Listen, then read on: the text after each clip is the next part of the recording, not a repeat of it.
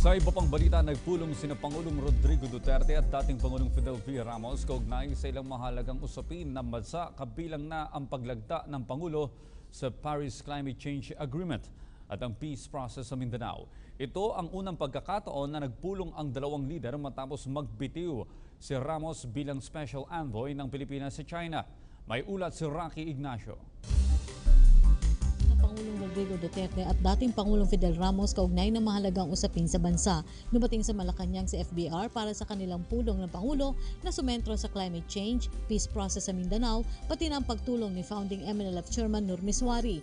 Tinalakay rin anya nila ng dating Pangulo ang pagtatalaga ng ambassador sa mga itinuturing na crucial na bansa. Talked about the treaty sa climate change.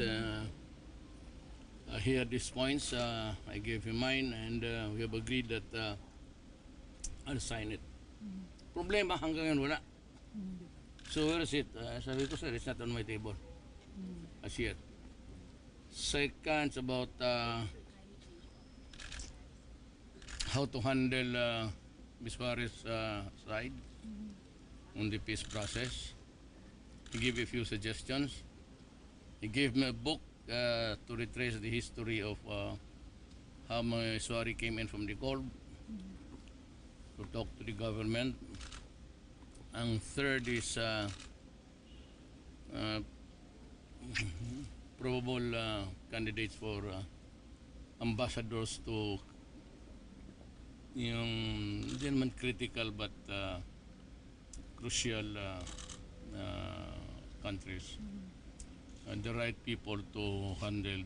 Hindi rin naman anya nagbukas sa mga kontrobersyal na usapin si FBR sa kanilang pulong. Nagkita kasi ang dalawang leader sa harap ng mainit na usapin ng posibleng suspension ng writ of habeas corpus, paglilibing kay dating Pangulong Ferdinand Marcos sa libingan ng mga bayani at relasyon ng Pilipinas at Amerika. Yung mga politika, he does not dwell on it actually, Presidente. Doesn't even want to mention the name of other guys on the other side. Your relationship with US? No? Amo ko yan, ano ka man?